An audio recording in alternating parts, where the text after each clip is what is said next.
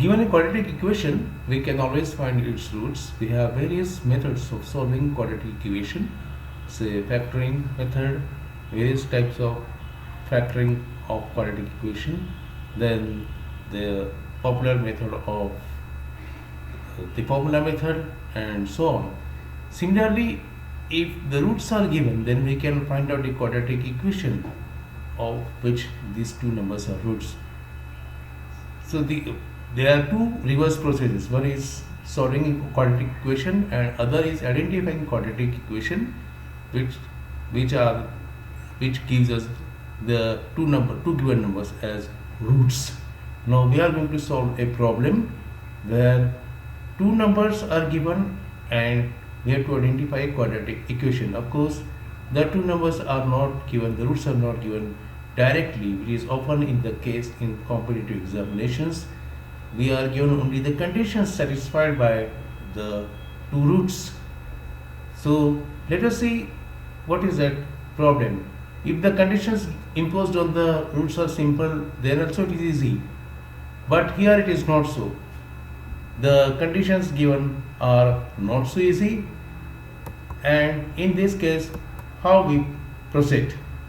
So let us solve this problem which appeared in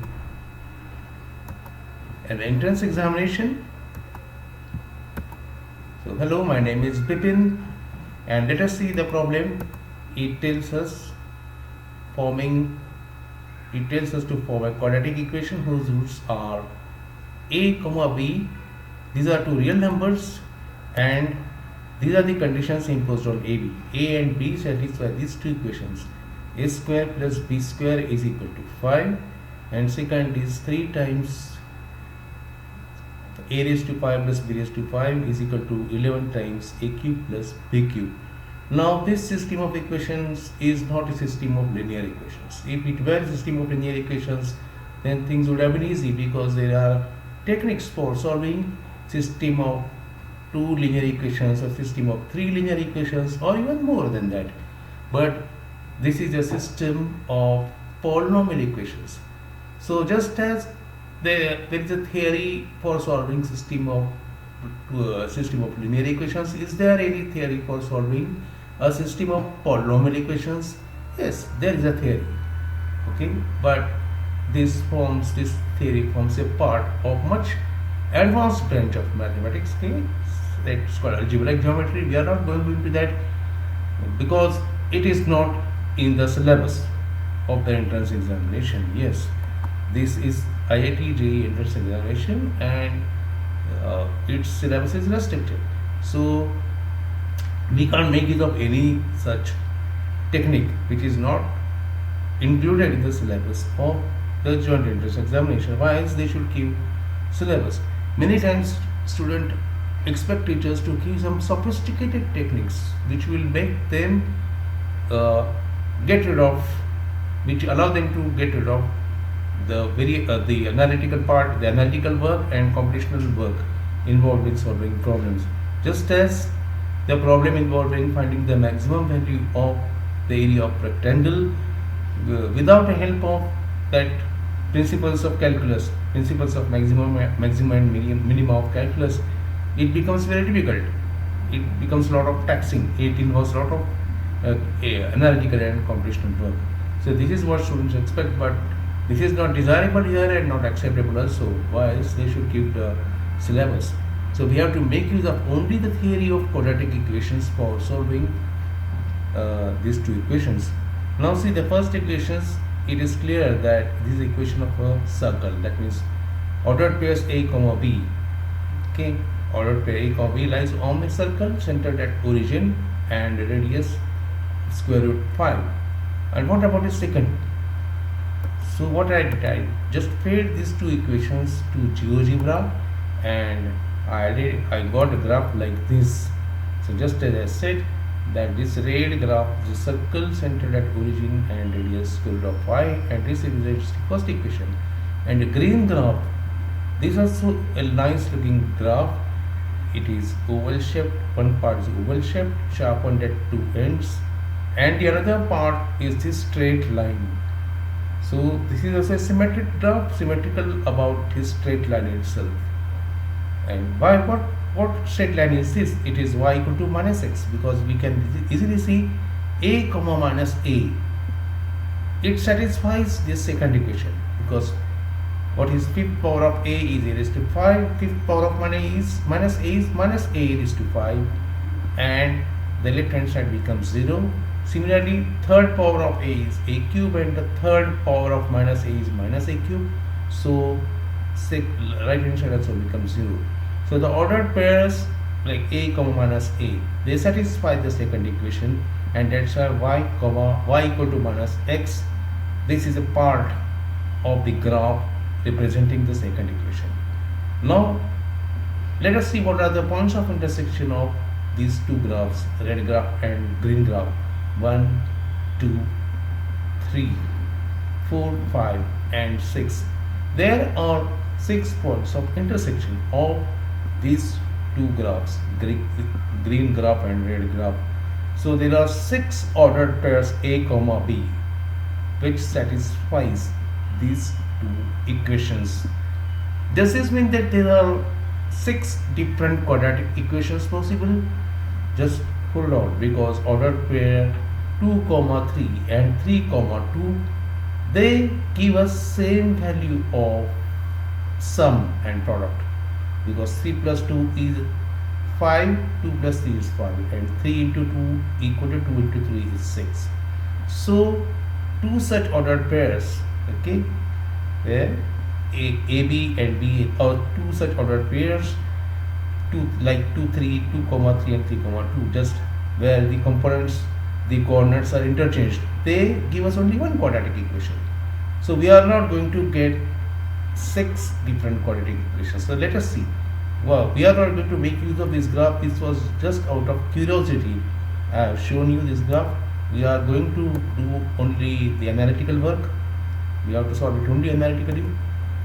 So the quadratic equation is of this form. So here we are not interested in finding out a and b. First of all, we are not supposed to find out a and b. We are supposed to find out this type of quadratic equation.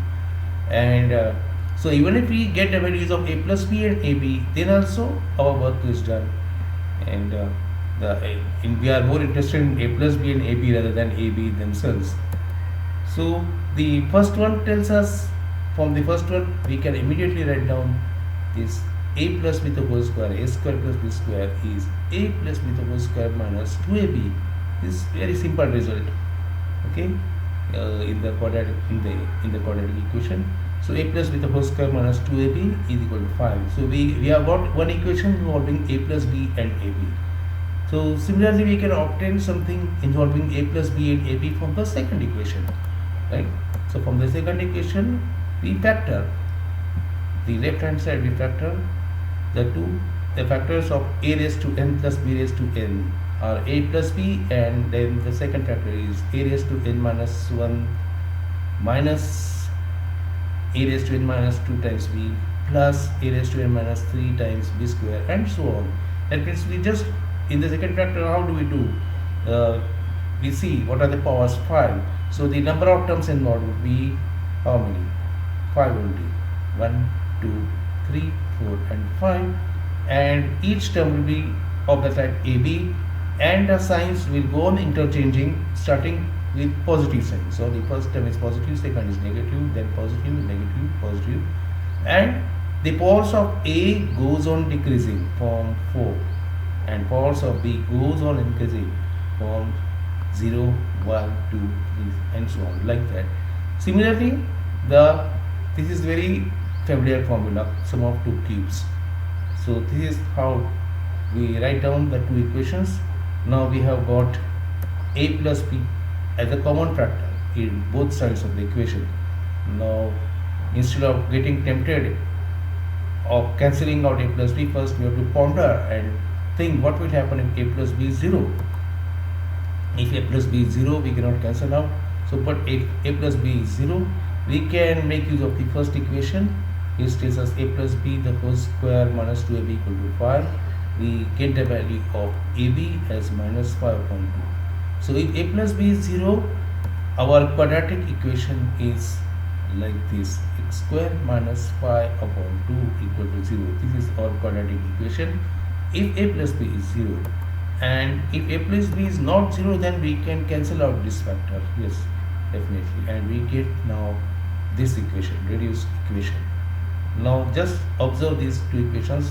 There are terms a raised to 4, then a square b square here, and b raised to 4. So if we bring them closer together, and here also right hand side there is a square and b square. If we bring them closer together, a square plus b square we can easily replace by 5. So let us see, we are now going to rearrange the equations now, and that would making use of the commutative property of real numbers. We bring together these positive terms a raised to 4 plus a square b square plus b raised to 4. Just see, this is very close to a raised to 4 plus 2a square b square plus b raised to 4, which is square of a square plus b square, and minus these two negative terms a cube b and minus ab cube.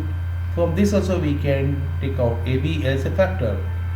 Okay, and here of course a square plus b square, these are, we are going to replace it this by 5. It is very easy to see.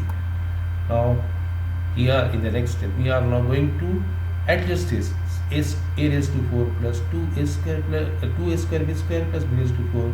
Now we balance this by adding minus a square b square and the remaining two terms, and again here on the right hand side we group, making use of the associative property of addition of real numbers. We group the first two terms. Now this we are going to replace by 5 here. So what we get is, here in the left hand side we have grouped the first three terms, making use of associative property, and as I said before, the right hand side we have replaced a square plus b square by 5. Now we are going to get a quadratic equation in AB alone. Now here a square plus b square the whole square here, and from here we have taken out these two factors. We have taken out AB as a common factor, and nicely we have got a square plus b square, which again is going to be replaced by 5.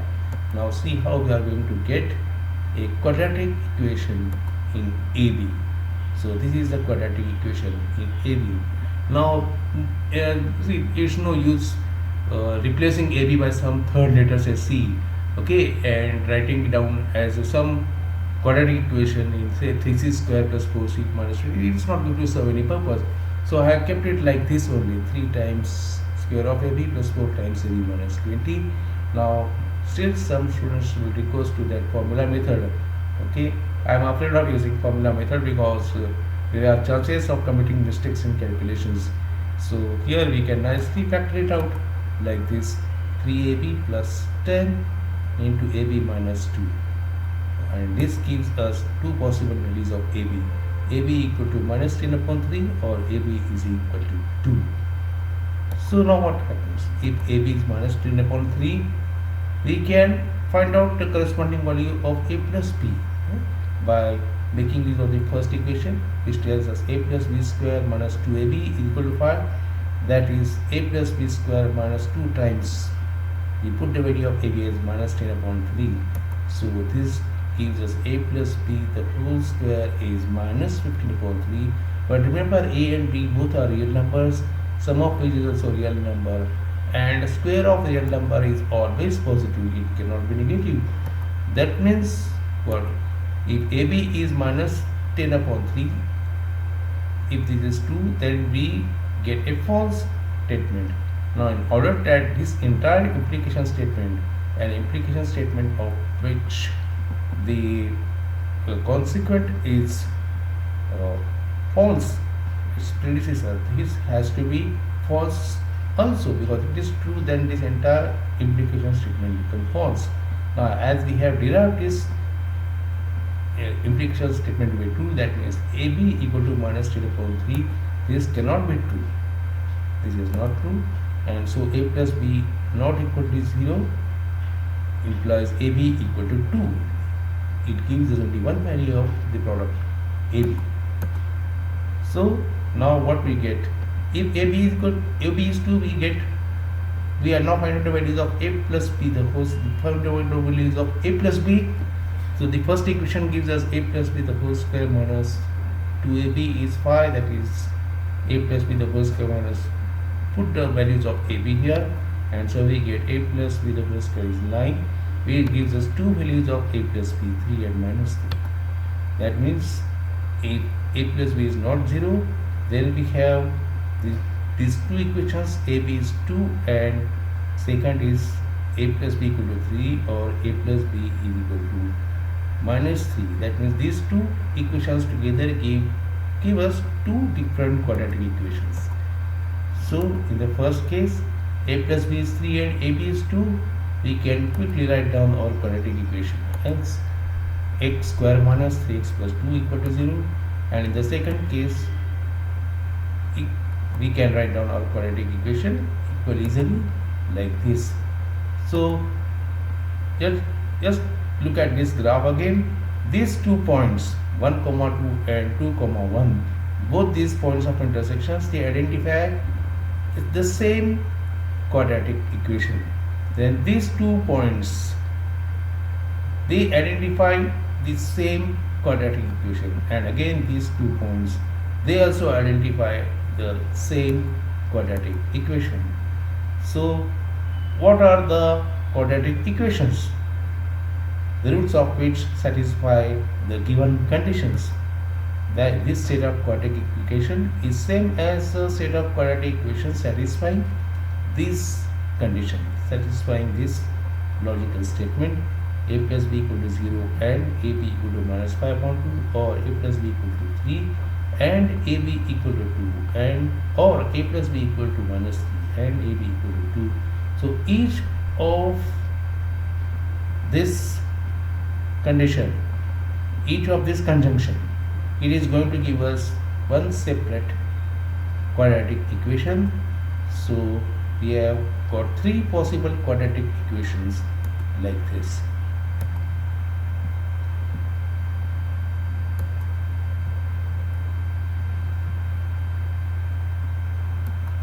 So